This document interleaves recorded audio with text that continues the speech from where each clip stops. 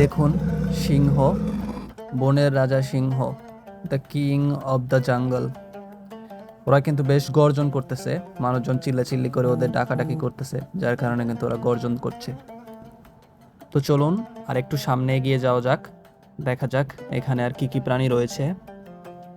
তো এবার আমরা যে জায়গায় এসেছি সেই জায়গায় রয়েছে এক ধরনের বিড়াল, যার নাম দেওয়া হয়েছে জাঙ্গল ক্যাট।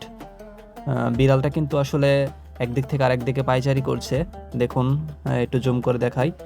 ও কিন্তু একদিক থেকে আসছে আবার আরেক দিকে যাচ্ছে, এরকম হাঁটাহাঁটি করতেছে। কিন্তু জানি না খাঁচার ভিতর থেকে স্পষ্ট দেখা যাচ্ছে কিনা।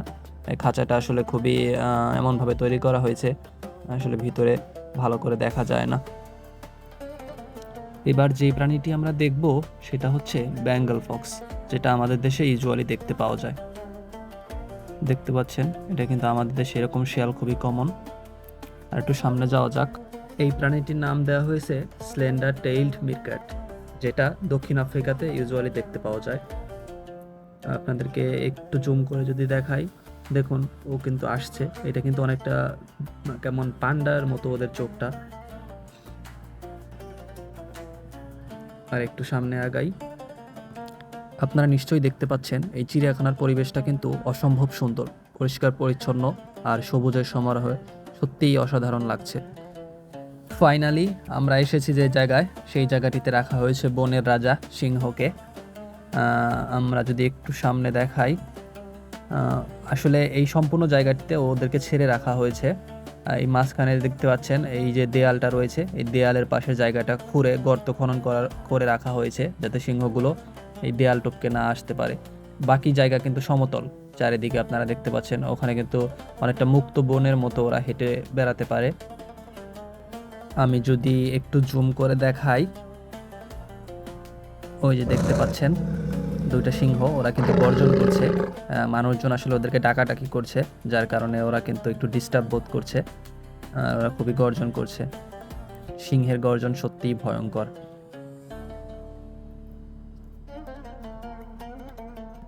তো চলুন, বনের রাজার কাছ থেকে বিদায় নিয়ে এবার সামনের দিকে যাওয়া যাক, দেখি আর কি কি অপেক্ষা করছে আমাদের জন্য। আমরা এখনও কিন্তু টাইগারের দেখা পাইনি, আশা করি খুব শীঘ্রই টাইগারের দেখা পেয়ে যাব।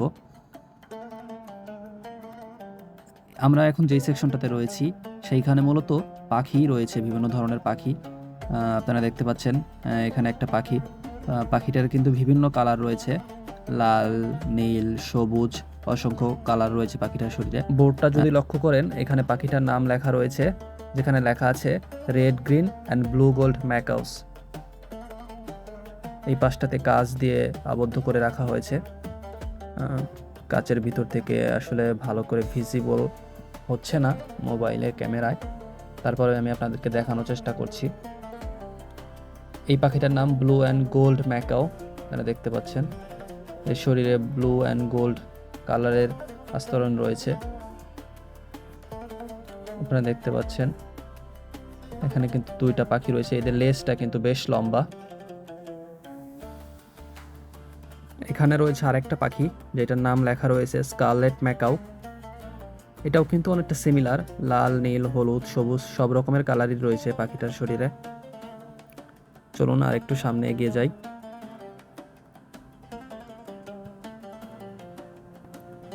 এখানে রয়েছে আরেকটা পাখি, যে পাখিটার নাম লেখা রয়েছে মিলিটারি ম্যাকাও। পাখিটার নামটা কিন্তু ইন্টারেস্টিং, জানি না এরকম সবুজ বর্ণের হওয়ার কারণে মনে হয় এর নামটা মিলিটারি রাখা হয়েছে। অনেকটা টিয়া পাখির মতো দেখতে, কিন্তু টিয়া পাখিটা ঠোঁট ইউজুয়ালি লাল হয়, বাট এইখানে ঠোঁটটা নর্মাল। আর একটু সামনে যাই।